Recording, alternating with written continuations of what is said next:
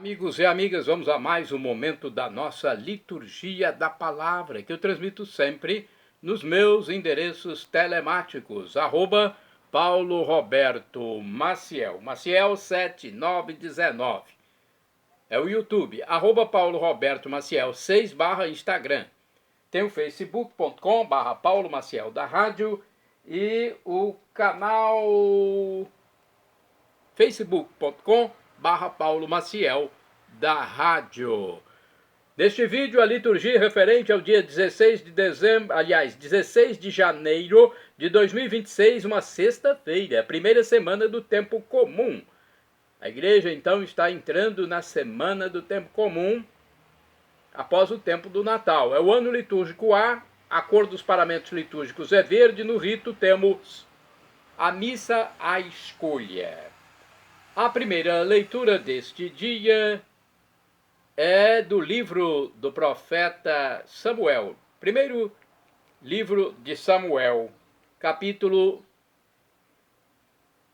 8, versículos do 4 ao 7 e do 10º ao 22a.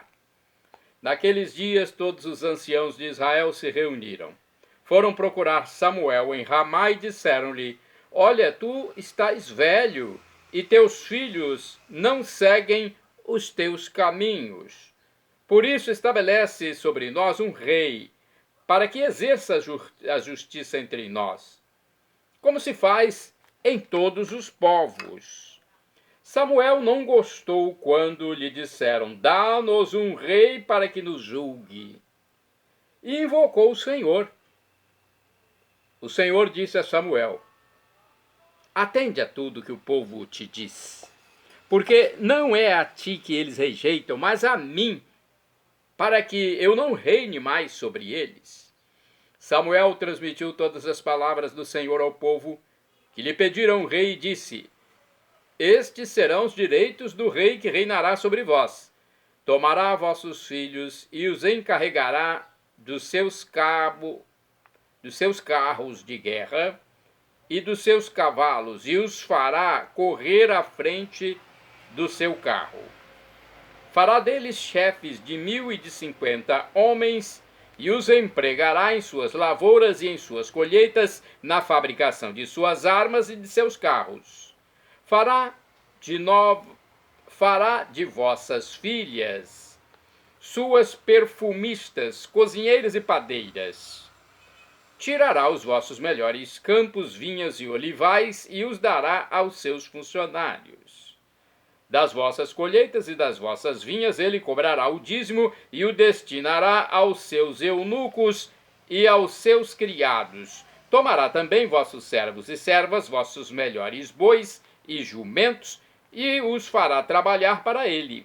Exigirá o dízimo de vossos rebanhos, e vós sereis seus escravos.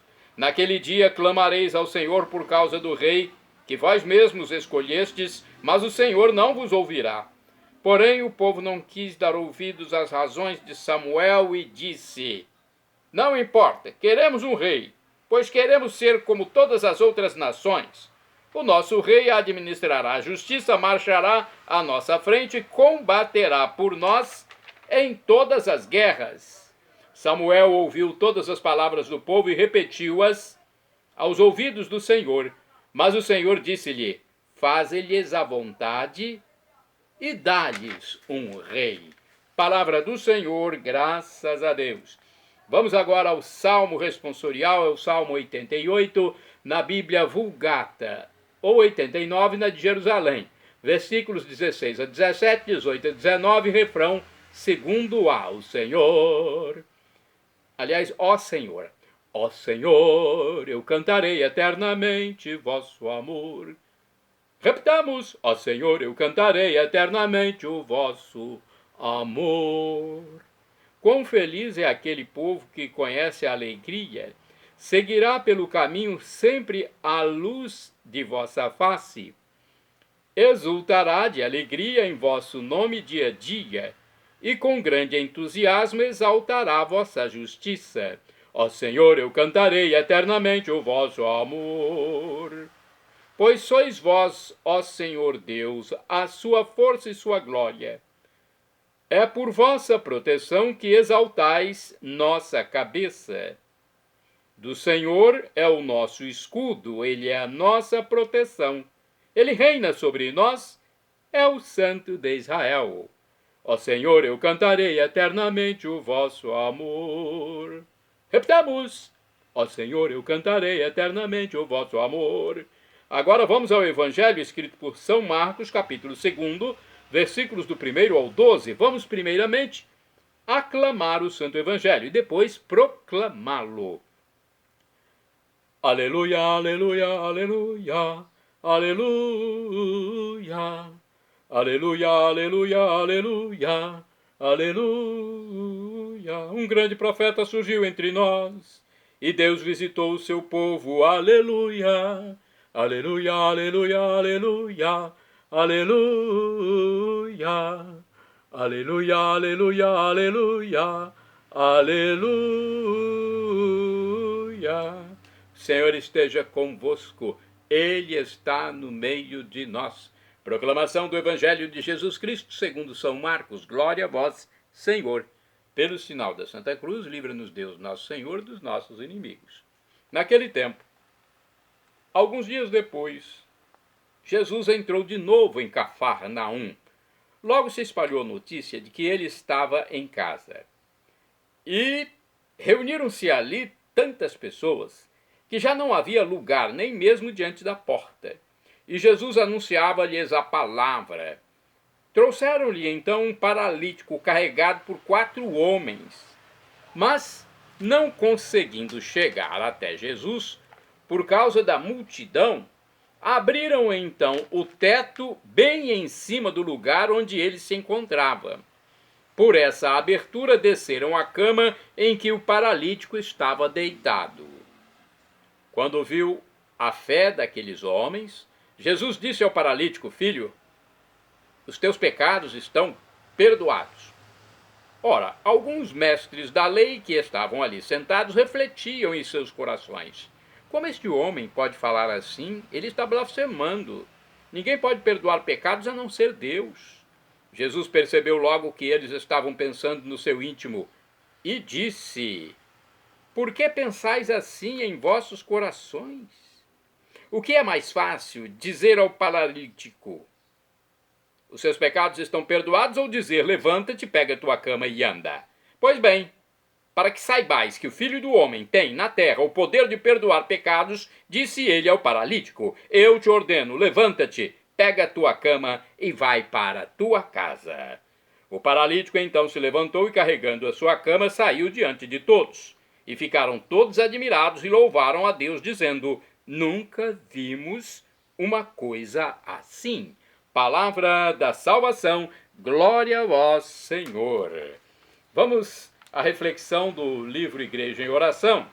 Podemos imaginar a fé daquele homem e de sua família, que mesmo paralítico e acamado, queria ver Jesus, e não conseguindo por causa da multidão, descido em seu leito por uma abertura no telhado. Marcos capítulo 2, versículo 4. Jesus agiu como médico do corpo, mas sobretudo como libertador da pessoa humana em sua totalidade. Salvou, antes de tudo, aquele homem do seu pecado. Versículo 5. O profeta Samuel, por sua vez, na primeira leitura, entristeceu-se com o pedido do povo: estabeleça sobre nós um rei. Primeiro livro de Samuel, capítulo 8, versículos do 5 ao 6. Isto porque ele sabia que o povo já não botava fé em Deus. O verdadeiro rei que os havia guiado e sustentado milagrosamente por séculos, que os amava como filhos e sempre perdoava suas infidelidades. No tempo de Jesus, as autoridades religiosas e os mestres da lei desejavam um Messias de acordo com seus desejos e projetos. Por isso, não botaram fé em Jesus, rejeitando-o mesmo quando agia como um ser divino. Os fariseus, as autoridades religiosas, diziam: este homem está blasfemando, só Deus pode perdoar pecados. Lucas capítulo 2, versículo 7. Temos uma tendência muito forte de criar um Jesus de acordo com o nosso egoísmo e comodismo, e de sermos nossos próprios condutores da vida espiritual. Reafirmemos nossa fé em Jesus Cristo e deixemos que Ele guie a nossa vida. Temos aqui uma reflexão do livro Palavra e Vida, sobre Marcos capítulo 2, versículos do 1 ao 12. Existem os que querem facilitar as coisas e os que somente sabem levantar dificuldades.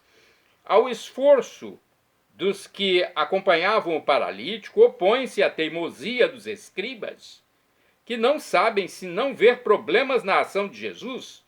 Talvez só procurem mostrar-se importantes, afirmar que estão ali e que deveriam ser levados em consideração. Porém, se esquecem de que o mais importante é a saúde e o bem-estar do paralítico. Esquecem-se de que aquele que sofre tem sempre a prioridade, que sua dor está acima das normas de qualquer norma. Jesus já disse isso também. Inclusive, não só a dor, mas a fome também. Bem, aqui no livro Dia a Dia com o Evangelho, a explicação é a seguinte, de Marcos, capítulo 2, versículos do 1 ao 12. Multidões se aproximam para ouvir Jesus. Neste episódio, são tantas as pessoas na casa que lançam mão de algo inédito para colocar um paralítico aos pés de Jesus. O esforço dos 4 homens da maca demonstra solidariedade com o enfermo e fé no poder de Deus.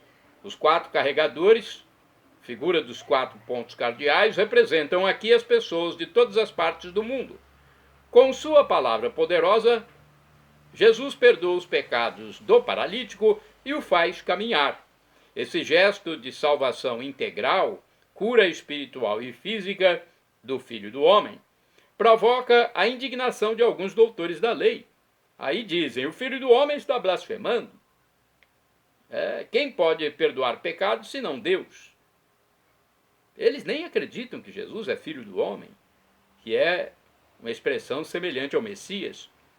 Entretanto, acima de tudo, o fato cria um ambiente de admiração e entusiasmo. Ficaram todos admirados e glorificavam a Deus, dizendo: nunca vimos coisa assim. Então, apesar dos escribas, dos fariseus, dos donos do poder, existem pessoas que reconheceram. Vamos aos santos do dia agora? Dia 16 de janeiro é dia de São Marcelo I, Papa e Mártir. Marcelo, Papa, entre 308 e 309, um ano, hein? Viveu durante as perseguições de Diocleciano e Galério. Contestado pelos rigoristas, mostrou o rosto misericordioso da Igreja.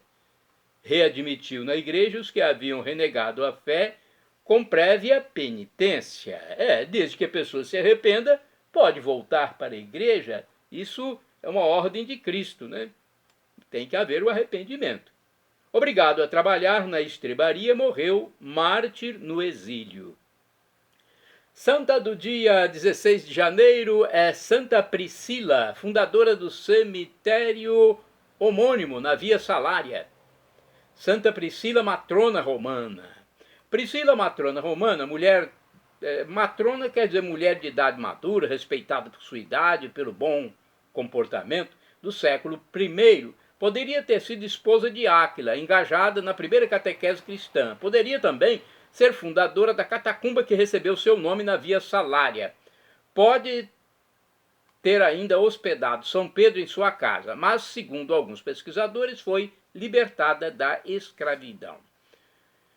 São José Vaz é santo de 16 de janeiro. A história de do padre José Vaz, primeiro índio a ser beatificado, aconteceu entre o fim do século XVI e o início do século XVII. São José Vaz é apóstolo da ilha do Ceilão, hoje Sri Lanka, na Ásia, continente asiático, hein, gente?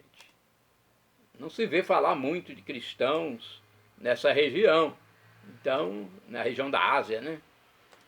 Ali tem muitos budistas, tem muitos muçulmanos. Olha, na época era uma terra de perseguições anticatólicas. José Vaz fundou os Oratorianos e o Papa Francisco o canonizou em 2015. De acordo com o site do Vaticano, um mendigo vestido de escravo que vagueava pela ilha do Ceilão, Sri Lanka, país da Ásia, era simultaneamente determinado e temeroso. Ele tentou entrar em contato com os católicos, mas às ocultas, porque os calvinistas holandeses espertos não viam a hora de atacarem os fiéis ligados à Igreja Católica, ou seja, ao Papa. Assim, precisava de uma tática. Olha aí a esperteza para o bem do santo, né? Precisava de uma tática que acabou adotando uma ideia simples, com o cordão do rosário. José Vaz tinha 35 anos quando, em 1686, chegou ao Ceilão como um esfarrapado, perfeitamente invisível, digamos assim, na sociedade, né? Um esfarrapado mendigo. A ilha era a meta desejada por toda uma vida do sacerdote indiano de Goa. Em poucos anos de sacerdócio, já era estimado pelo seu zelo e inteligência, apesar de sua jovem idade e em meio a controvérsias eclesiais bastante delicadas. Antes, o padre José Vaz já era apreciado pela sua humildade e tenacidade de apóstolo que só desejava se dedicar a Cristo. Ele entrou em contato com a situação dos cristãos no Ceilão, dispersos e perseguidos. Queria se juntar a eles, mas foi chamado para exercer outro cargo que obedeceu. Após uma experiência como vigário apostólico, que terminou em 1684, sentiu a necessidade de se consagrar como religioso. O problema era que os vários institutos procuravam europeus e não indianos. No entanto, a solução estava próxima, pois o arcebispo de Goa havia autorizado o nascimento de uma comunidade masculina. 3 padres indianos começaram a conviver no Monte Boa Vista, onde havia uma igreja dedicada a Santa Cruz dos Milagres. José pediu para se unir a eles e em pouco tempo tornou-se superior da casa. Para o povo, todos os 4 eram sacerdotes santos. Com o passar do tempo, a comunidade foi estruturada juridicamente e associou-se à congregação do Oratório de São Felipe Neri. José foi indicado para viver no Ceilão, o que o alegrou, apesar dos perigos.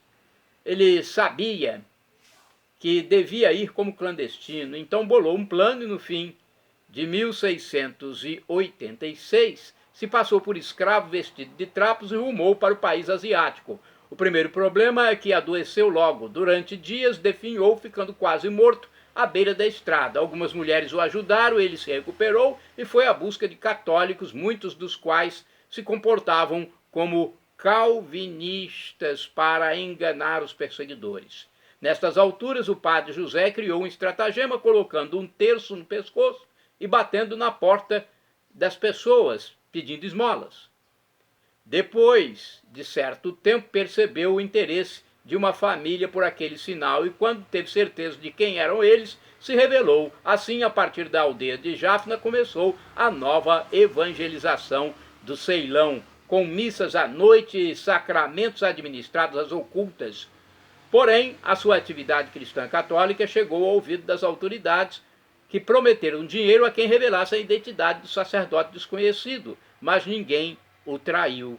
Pelo contrário, muitos pagaram com suas vidas ou foram presos para defender o renascimento do Evangelho e do padre que reacendeu a fé na região. Olha, uma história muito bonita que tem seguimento ainda, né? Para se salvar, o clérigo recebeu ajuda em sua fuga até um pequeno reino de Kandy. Os calvinistas perseguidores, no entanto, fizeram circular uma falsa notícia e o padre acabou detido. Para grande surpresa, o rei do pequeno país budista não aceitava que aquele homem bondoso acabasse sua vida na cela. Olha aí. Os próprios carcereiros deram testemunho de como ele se comportava na cela e acabou convertendo até o rei. São José Vaz, rogai por mim.